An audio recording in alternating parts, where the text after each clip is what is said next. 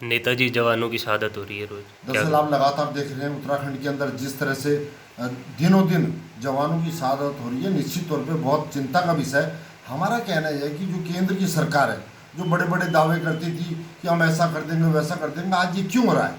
वो तो हमारे जवान है कि अपना सर्वोच्च बलिदान इस देश की रक्षा के लिए कर रहे हैं, लेकिन हमारा कहना है कि जो तमाम हमारी सुरक्षा एजेंसियां हैं, हमारी खुफिया एजेंसियां हैं और अन्य जितनी भी एजेंसियां हैं, वो आज सिर्फ और सिर्फ मोदी जी को खुश करने के लिए, केंद्र सरकार को खुश करने के लिए उनके हाथों की कठपुतली बनी हुई और सिर्फ विरोधियों को पस्त करने के लिए, उनको कुचलने के लिए, और एक तरह से समझ लीजिए जो देश हित में अपनी आवाज़ को बुलंद करता है और इनको नागवार गुजरती है, उनको कुंद करने के लिए, उनकी धार को कुंद करने के लिए आज इनका इस्तेमाल हो रहा है। हमारा कहना है कि अगर देश की जो एजेंसियां हैं, जो हमारी तमाम एजेंसियां हैं, अगर उनको अपने निजी स्वार्थों को सिद्ध करने में सरकार लगाएगी तो निश्चित तौर पे ये देश का बहुत बड़ा दुर्भाग्य होगा और सरकार को इसमें सोचना चाहिए कि आखिर ये क्यों हो रहा है।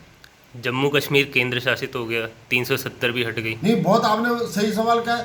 पहले बड़े बड़े दावे किए जाते थे कि जम्मू कश्मीर जो है अलग से, उसकी लोकतांत्रिक व्यवस्था अलग है, उसमें तमाम चीज़ें अड़चने आ रही हैं, 370 भी हट गया और अलग से केंद्र शासित वो अब प्रदेश बन गया है और सारा का सारा केंद्र के अधीन है, पूरा सिस्टम केंद्र के पास है। लेकिन उसके बावजूद इतनी शहादतें होनी, उत्तराखंड में इतना आक्रोश है जनता में, आप समझ सकते हैं। कभी 5, कभी 2, कभी 1, कभी 3, लगातार इस तरह से जो शहादतें हो रही है, निश्चित तौर पे ये केंद्र सरकार का बहुत बड़ा फेल्योर है। सरकार को इसमें गंभीरता से विचार करना चाहिए। हमारा कहना है क्यों आंखें बंद करके केंद्र सरकार इस तरह बैठी हुई? चुनावी कोई रणनीति है, हर समय चुनावी रणनीति, कैसे षड्यंत्र करा जाए, कैसे कुचक्र किया जाए, उसकी तो चिंता है।